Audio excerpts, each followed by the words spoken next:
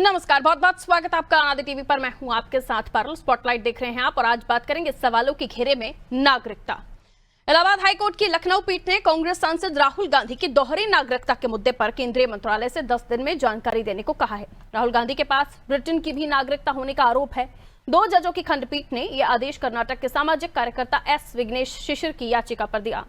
इसमें राहुल गांधी की कथित ब्रिटिश नागरिकता मामले की सीबीआई जांच की मांग भी की गई थी। इससे पहले कोर्ट ने केंद्र सरकार को राहुल गांधी की नागरिकता मामले में कार्रवाई का ब्यौरा पेश करने का समय दिया था। केंद्र की ओर से जानकारी पेश नहीं हो सकी।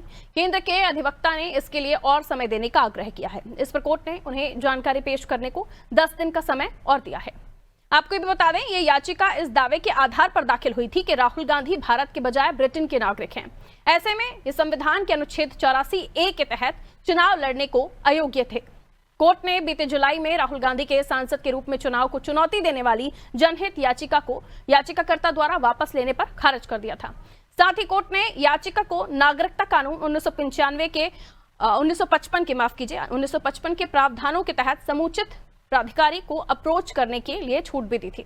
इस मामले में याचिकाकर्ता ने पुनः हाईकोर्ट में याचिका दाखिल कर कहा कि उसने राहुल गांधी की नागरिकता मामले में केंद्रीय गृह मंत्रालय के सक्षम पदाधिकारी को प्रत्यावेदन दिए थे। इस पर कोर्ट ने केंद्र सरकार से पूछा कि याचिकाकर्ता के प्रत्यावेदन पर केंद्र ने क्या कार्रवाई की है। ये पहला मौका नहीं है जब राहुल गांधी की नागरिकता पर सवाल उठाए गए हों। इससे पहले एक और याचिका भाजपा नेता सुब्रमण्यम स्वामी ने दिल्ली हाईकोर्ट में दायर की थी, जिसमें राहुल गांधी की नागरिकता को रद्द करने की मांग की गई थी। सुब्रमण्यम स्वामी राहुल गांधी पर आरोप लगाते रहे कि उन्होंने ब्रिटिश अधिकारियों को सौंपे गए दस्तावेजों में खुद को ब्रिटिश नागरिक घोषित किया है। और अब तो यूपी सरकार के मंत्री दिनेश प्रताप सिंह ने राहुल गांधी के अमेरिका दौरे के दौरान दिए गए बयान का हवाला देते हुए ये तक कह डाला है कि संदेह होता है राहुल इस देश के नागरिक हैं या नहीं, क्योंकि देश का सच्चा नागरिक विदेश में अपने देश का सम्मान बढ़ाता है, देश का अपमान नहीं करता। आखिर राहुल गांधी की नागरिकता का मुद्दा बार बार क्यों उठता है और कांग्रेस के नेता सामने आकर दस्तावेजों के साथ राहुल गांधी के मामले में सफाई क्यों नहीं देते? आज की चर्चा इसी मुद्दे पर होगी, लेकिन इससे पहले कुछ प्रतिक्रियाएं हैं वो आपको सुनवा देते हैं। माननीय उच्च न्यायालय में जो वादी गए हैं और माननीय उच्च न्यायालय की मंशा मुझे जरूर उचित प्रतीत होती है। भारत का कोई भी नागरिक देश के बाहर जाकर के भारत को लज्जित कराए, ऐसा कोई भारत का नागरिक तो नहीं हो सकता है। कोई विदेशी नागरिक ही ऐसा हो सकता है जो ये जाकर के कहे कि साहब भारत अच्छा नहीं है, हिंदुस्तान अच्छा नहीं है। ऐसा जो कह सकता है वो उसके रंगों में भारत का खून नहीं हो सकता। दरअसल भारतीय जनता पार्टी के पास लोकसभा में नेता प्रतिपक्ष श्री राहुल गांधी जी के सवालों का जवाब नहीं, और वो सवाल इस देश के युवाओं से जुड़े हैं, बेरोजगारी से, इस देश में जो दलितों, अल्पसंख्यकों और महिलाओं पर अत्याचार हो रहा है उनसे जुड़े हुए हैं। इस पर भाजपा के पास जवाब नहीं, क्योंकि वो काम सिर्फ और सिर्फ भारतीय जनता पार्टी उद्योगपति मित्रों के लिए कर रही है। देश में बेरोजगारी, महंगाई चरम पर है, दलितों, महिलाओं को निशाना बनाया जा रहा है, सरकार अपराधियों का संरक्षण कर रही है। इसीलिए वो उलूल जुलूल मुद्दे उठाकर जनता को गुमराह करना चाहते हैं। आप कितने भी सवाल करिए, नागरिकता क्या है ये पूरा देश जानता है। नागरिकता कहाँ की है देश जानता है इस बात को, ठीक है, लेकिन जनता के मुद्दों पर जवाब बीजेपी को देना होगा।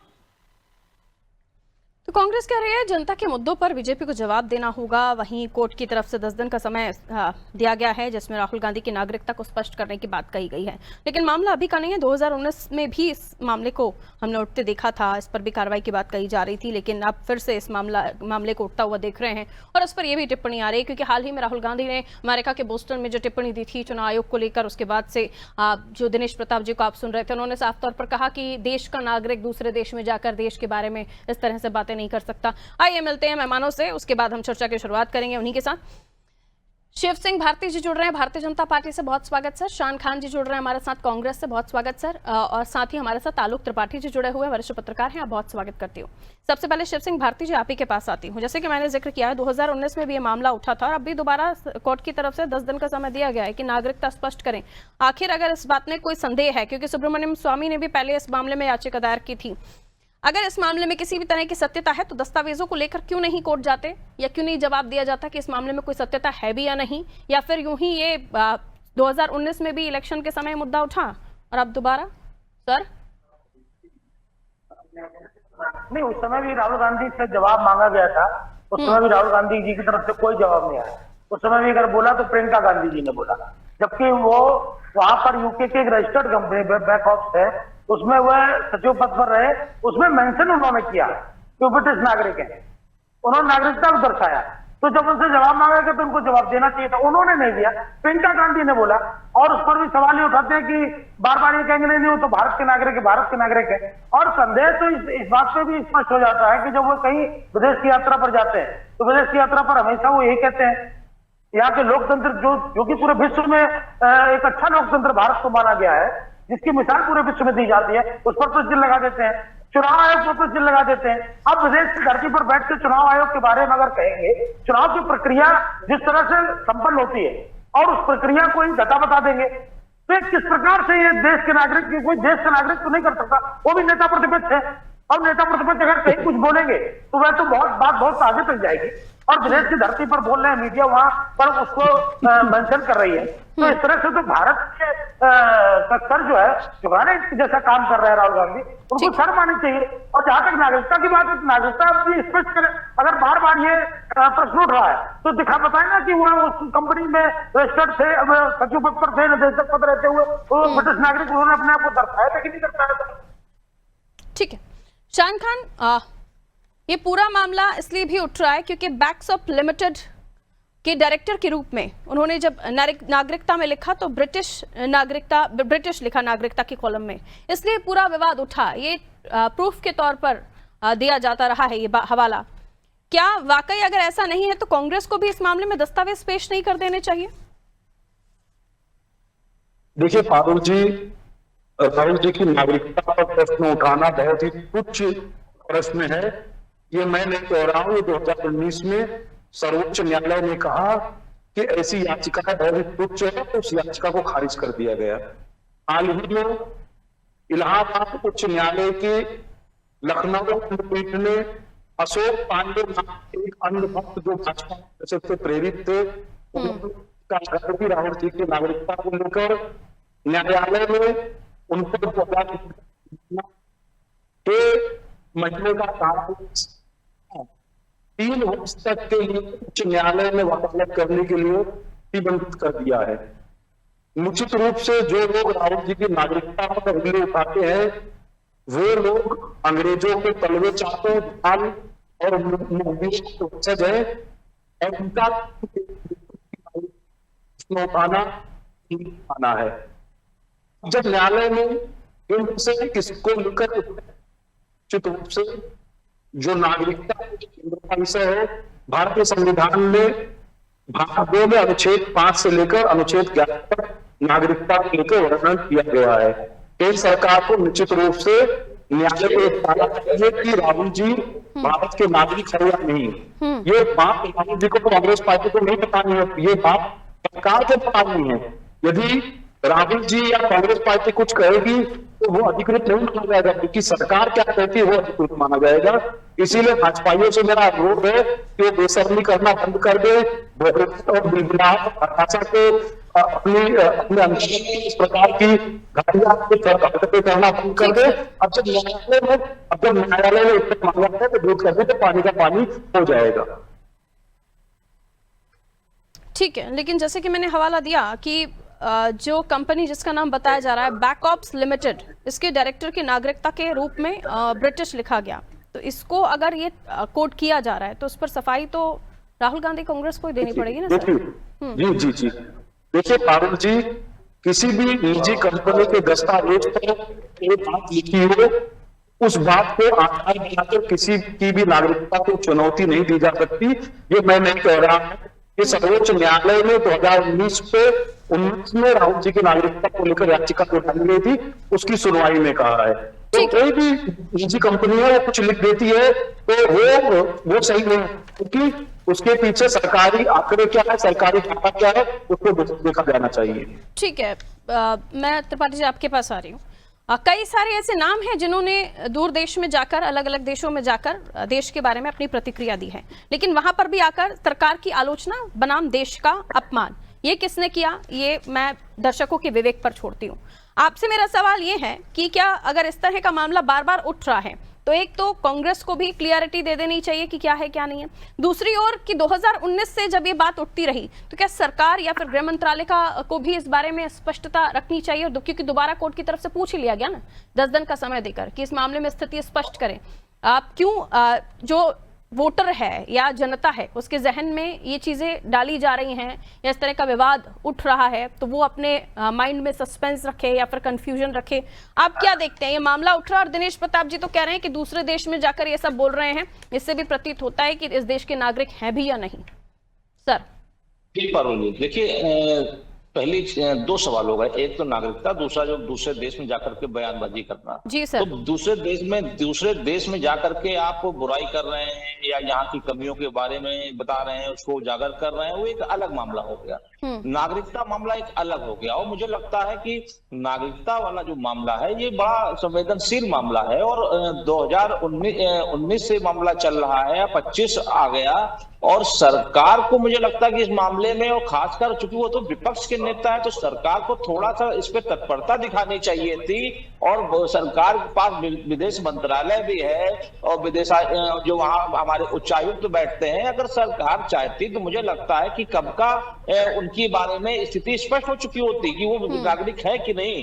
क्योंकि अगर वो नागरिक हैं तो यहाँ चुनाव कैसे लड़ते हैं, वो यहाँ के सदस्य कैसे हैं, और सरकार को तो इसमें और तत्परता दिखानी चाहिए थी उनकी सदस्यता रद्द कराने के लिए। लेकिन इतने साल बाद भी कोई चीजें नहीं हुई। मुझे लगता है कि कुछ राजनीतिक लाभ के लिए, कुछ चर्चा में बने रहने के लिए भी इस तरह की चीजें होती हैं। क्योंकि अगर ऐसा नहीं होता तो अब तक इतने वर्षों में 5-6 साल हो गया, 7 साल हो रहा है 2019 से लेकर के, अभी तक इस पे सरकार ने क्यों नहीं लिया एक्शन। सरकार आपकी है और आपको एक्शन लेना चाहिए था कि अगर वो विदेशी नागरिक है, उन्होंने वहां की सदस्यता ली है, तो आपने अभी तक एक्शन क्यों नहीं लिया। आप वहां से सरकार आप वहां से पत्राचार कर सकते हैं, वहां के विदेश मंत्रालय से पूछ सकते हैं। तो मुझे लगता है कि बहुत अच्छा आसान माध्यम है। लेकिन सरकार ने भी पिछले 7 सालों में ढील दे रखी थी।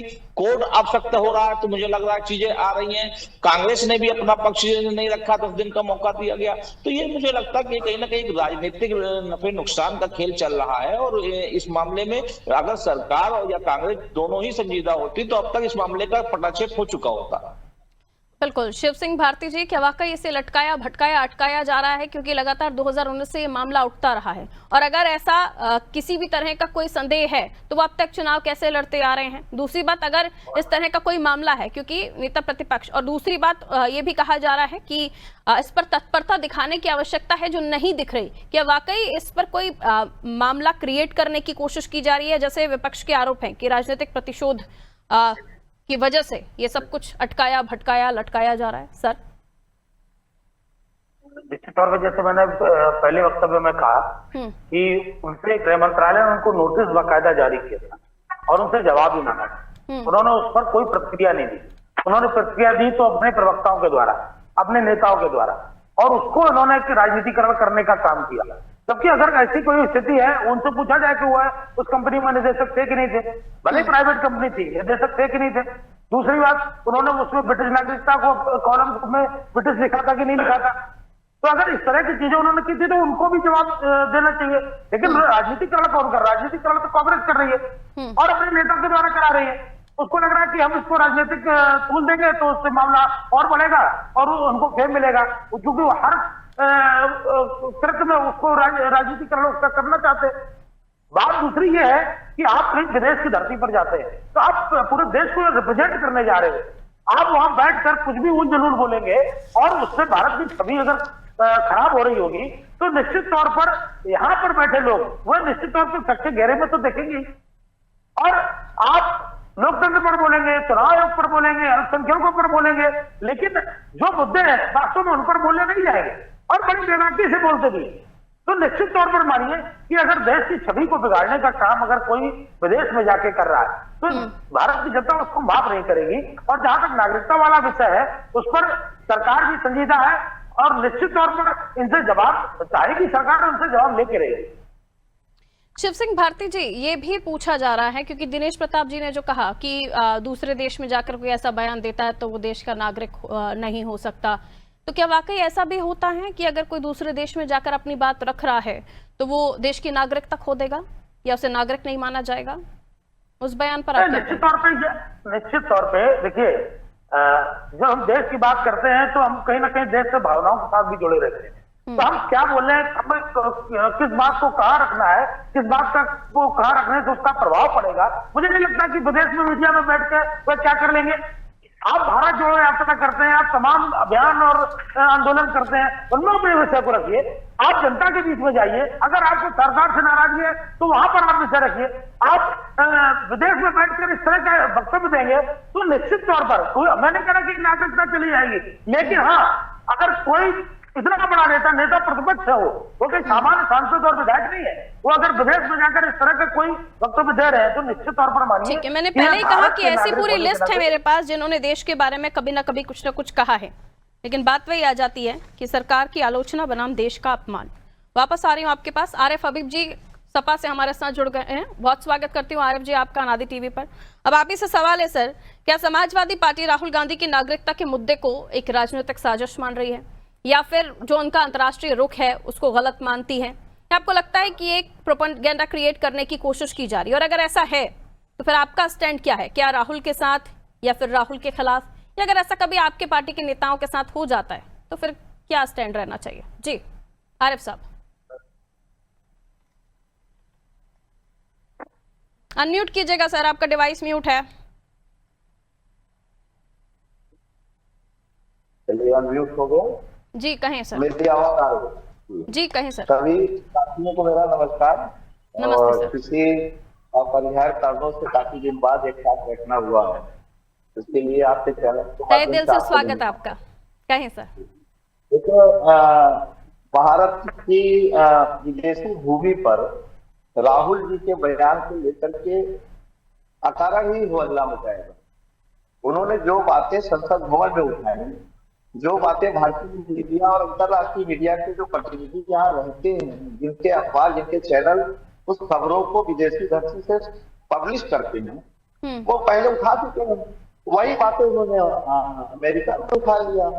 इसमें कोई अपमान की बात नहीं है, बल्कि भारत के लोकतंत्र को मजबूत करने के लिए यह सवाल उठाया गया कि अगर भारत की विपक्ष की पार्टियां आपके चुनाव आयोग के कार्यप्रणाली से संतुष्ट नहीं है, सत्ता की कार्यप्रणाली से संतुष्ट नहीं है, तो ये जिम्मेदारी बनती है सत्ता में बैठे हुए लोगों की कि वो विपक्ष की पार्टियों को संतुष्ट करें। ये सवाल राहुल गांधी जी का नहीं है, ये सवाल उद्धव ठाकरे जी का, ये सवाल पवार जी, शरद पवार जी का भी है। ये सवाल अखिलेश यादव जी ने भी कहा कि हम 80 के 80 सीट गिर जाए, लेकिन ईवीएम पर हमको भरोसा नहीं। और अभी मुझे लगता है कि कुछ दिन पहले न्यूज 24 पर मैंने देखा था कि अमेरिका की एक जिम्मेदार भारतीय महिला जो वहां पर पदों पर हैं, उन्होंने कहा कि ईवीएम हैक की जा सकती है, और तमाम लोग इस बात को कहते हैं। तो राहुल जी ने जो सवाल उठाया उसे भारत का अपमान नहीं कहा जा सकता। हाँ, अपमान तब होता है, मैं कुछ कहना चाहूंगा, क्योंकि देखिए महात्मा गांधी जी की जब नाथूराम गोडसे ने हत्या की थी तो विदेश से भी ये प्रतिक्रिया आई थी कि भारत एक ऐसा मुल्क है जो अपने संस्थापक की भी हत्या कर देता। तब भारत का अपमान हुआ। जब बाबरी मस्जिद गिराई गई थी, जहां पर लोकतंत्र है, संविधान है, और तब विदेशों में भी इस भारत के खिलाफ गुस्सा था, और अगल बगल के राज्य देशों में भी प्रतिक्रियावश वो हुए थे। 2000 लोग मार दिए गए। रुकिए, मुझे कह लेने दीजिए, पूरी बात हो जाए, उसके बाद मैं आपके सवालों का उत्तर दूंगा। उसके बाद फिर जब बाबरी मस्जिद के जो दोषी थे उनको छोड़ा गया, तब भी विदेशी धरती पर प्रतिक्रिया हुई कि 1 रुपए का जुर्माना नहीं और 1 सजा बरी कर दिए गए, प्रतिक्रिया हुई थी। उसके बाद फिर मणिपुर हिंसा में जब हमारी बहनों को पूरी दुनिया में शर्मसार होना पड़ा था, तब भी भारत का सर लोगों के सामने झुक गया था कि ये गलत हुआ है। और साल भर से ज्यादा हो गया, 2 साल होने को आ रहा, अभी भी मणिपुर पूरी तरह से शांत नहीं है। भारत की धरती पर भी, विदेशों में हर जगह इस बात की चर्चा। लेकिन इन घटनाओं का जिक्र मीडिया में हुआ है, वहां पर जाकर के नेता प्रतिपक्ष इस तरह की बातें नहीं कर रहे हैं सर। आरिफ साहब, थोड़ा सा अंतर तो समझिए इस बात में। ये सारी घटनाएं हैं जिनको इंटरनेशनल मीडिया ने छापा है अपने अपने स्तर पर, लेकिन किसी भारतीय नेता ने जाकर इस तरह की बातें नहीं की। देश की लोकतांत्रिक प्रक्रिया पर अगर आप ही लोग सवाल उठाने लगेंगे, वो भी दूसरे देश में जाकर, आप देश में उठाइए, देश में कानून है, चुनाव आयोग है, कोर्ट है, लेकिन वहां जाकर अगर बात करेंगे तो फिर देश का नागरिक क्या इमेज बनाए, क्या इंप्रेशन ले? जी पारुल जी, देखिए जब हम आप सब बैठे हुए हैं यहाँ पर, विदेश में पूरी दुनिया में हमको बैठ करके यहाँ सुना जा सकता है। मैंने पहले भी कहा था कि राहुल जी ने इस बात को देश की संसद में उठाया, राज्यसभा में पार्टियों ने उठाया, विपक्ष के लोगों ने मीटिंग किया, प्रेस कॉन्फ्रेंस किया, उसमें विदेशी तो आपको कोई अंतर नहीं लगता है कि किसी भी देश के किसी भी जगह पर बैठकर या दुनिया के किसी भी जगह पर बैठकर कोई भी बात कही जा सकती है? आपको अंतर नहीं लगता? ग्लोबलाइजेशन का दौर है, आप यहाँ कहें चाहे वहां कहें, बात एक ही है। हाँ, दिक्कत तब होती है जब बेड़ियों में जमीन पर लेटा करके भारतीयों को अमेरिका से लाया जाता है, तब भारत का अपमान होता है। जब चार जज आकर के कहते हैं प्रेस कॉन्फ्रेंस करके इस देश में कुछ ठीक नहीं चल रहा, तब भारत का अपमान होता है कि न्यायिक प्रणाली पर भी प्रभाव डाला जा रहा है। तो ये अपमान की वजह है। ये सब कहा जाता है, जब ये कहा जाता है कि हमको शान खान के पास जा रहे हैं, उसके बाद मैं शिव सिंह भारती जी आपके पास आऊंगी, आलोक त्रिपाठी जी उसके बाद आपके पास आऊंगी। शान खान, बहुत संक्षेप में, समय कम है, मैं चाहती हूँ शिव सिंह भारती जवाब दे सारी चीजों का। कहिए शान खान। देखिए, राहुल जी के किसी भी बयान से भारत देश का अपमान नहीं हुआ है, बल्कि भारत देश का अपमान तो अब होता है जब 127 देशों की सूची में भुखमरी के मामले में भारत का 105वां स्थान आता है। भारत का अपमान तो तब होता है जब खुशहाल देशों की सूची में 143 देशों की सूची में भारत का स्थान 108, जब भारत सूचकांक में 138वां, जब भारत के नागरिकों अमेरिका से बेड़िया डालकर ठीक है, वो रिपीट हो गए। आरिफ साहब ने जो बातें कही वही अब आप रिपीट कर रहे हैं। वही बात रिपीट मत कीजिए। उसके पहले दूसरी बात बोली जी। और भारत का अपमान विदेशों की धरती पे जाकर कौन करता है, ये पूरा विश्व जानता है, ऐसा नहीं होना चाहिए। ठीक है, गृह मंत्रालय से नोटिस जारी हुआ था राहुल गांधी जी के लिए, वहां से कोई प्रतिक्रिया आई कि नहीं आई? अभी शिव सिंह भारती ने ये बात कही थी, इस पर जवाब आपका? राहुल जी वॉइस ब्रेक हो रही है शान खान आपकी। अच्छा, लेटर जब जारी हुआ, नोटिस जब जारी हुआ, उस पर राहुल गांधी जी ने कोई लिखित प्रतिक्रिया दी है? राहुल जी मेरी आवाज जा रही है आपको? ठीक है, शिव सिंह भारती जी सवालों का जवाब संक्षेप में। वो कह रहे हैं कि अपमान बहुत जगहों पर होता है, कहने भर से। अगर हम ग्लोबलाइजेशन का दौर है, इंटरनेट पर सभी जगह कोई भी देख सकता है, कहीं पर भी कोई भी बात कही जा सकती है। और नागरिकता की बात कर रहे हैं, शान खान अपनी प्रतिक्रिया दे चुके हैं इस पर। कहिए। बहुत संक्षेप। मैंने पहले ही कहा, कि वो कोई सामान्य व्यक्ति नहीं है, नेता प्रतिपक्ष है, और जब वो कोई बात कहते हैं उस बात का मतलब होता है। दूसरी बात, अभी आरिफ जी ने जो बात कही कि वहाँ बाबरी मस्जिद में सारे लोगों को छोड़ दिया गया, अरे जब कुछ होता है तो हम कोर्ट के पास जाते हैं, कोर्ट के पास अगर जाते हैं फिर जो निर्णय देती है, उसके बाद अगर हम कटाक्ष करते हैं तो हम किस पर कटाक्ष कर रहे हैं? और आप कहेंगे कि हम संविधान को मानने वाले लोग हैं। अगर वहां पर उनको बरी किसी को भी बरी किया जाता है तो कोर्ट उसको बरी कर रही है। तू मैमे की बात है, तू मैमे वाली डिबेट मत कीजिए, मेरे पास समय बहुत लिमिटेड है। आलोक त्रिपाठी जी के पास ऑडियो दीजिए, बाकी किसी का ऑडियो नहीं चाहिए लाइन पे। जी आलोक त्रिपाठी जी, क्या कहेंगे सर इस पूरे मामले ने? क्या इसमें राहुल जी के किसी मेज पर कोई बात आ रही है? क्या विश्वसनीयता पर कोई बात आ रही है? क्योंकि अब अगर ये मुद्दा उठा है तो दोनों ही तरफ से दस्तावेजों की रिक्वायरमेंट है कि अगर आपको लगता है नागरिकता नहीं है तो भी बताना पड़ेगा, और अगर लगता है कि नागरिकता है तो भी कांग्रेस को बताना पड़ेगा, वरना ऐसे मीडिया में बात करने से काम नहीं चलेगा। लोगों के मन में ये बात है, अब उठ रही है कि वाकई ऐसा कुछ है भी या नहीं। आलोक सर। बिल्कुल पारुल जी, और मुझे लगता है कोर्ट ने जो समय दिया है उसमें राहुल जी को अपना पक्ष रखना पड़ेगा, प्रमाण पत्र देने पड़ेंगे। सवाल उठता है सरकार के पास पावर है, सरकार चाहे तो एक हफ्ते के अंदर पता कर सकती है कि उनकी नागरिकता कहाँ की है, लेकिन आखिर वो सरकार क्यों ढील दे रही है, ये बड़ा सवाल है। सरकार क्यों ढील दी है इस मामले में 7 सालों से, ये सवाल खड़ा होता है। उस पे लगता है कि कहीं ना कहीं कुछ राजनीति में कुछ और चल रहा है, कुछ राजनीतिक नफे नुकसान का खेल चल रहा है। ये नागरिकता का मामला तो चल ही रहा है और मुझे लगता है कोर्ट जब इसमें दखलंदाजी कर चुका है तो बहुत जल्दी इस मामले का पटाक्षेप हो जाएगा, दूध का दूध पानी का पानी हो जाएगा। क्योंकि ये बार बार हवाला दिया जा रहा है, जिस बैक ऑप्स कंपनी का मैं बात कर रही हूँ वहां पर डायरेक्टर और नागरिकता में ब्रिटिश लिखा हुआ है, तो ये कितना स्पष्ट है, या जैसे कि अभी शान खान कह रहे थे कि निजी कंपनी है, लेकिन अगर है तो उस पर भी क्लियरिटी देनी चाहिए, तथ्य देना चाहिए। बहुत बहुत शुक्रिया आप सभी का हमारे साथ चर्चा में जुड़ने के लिए।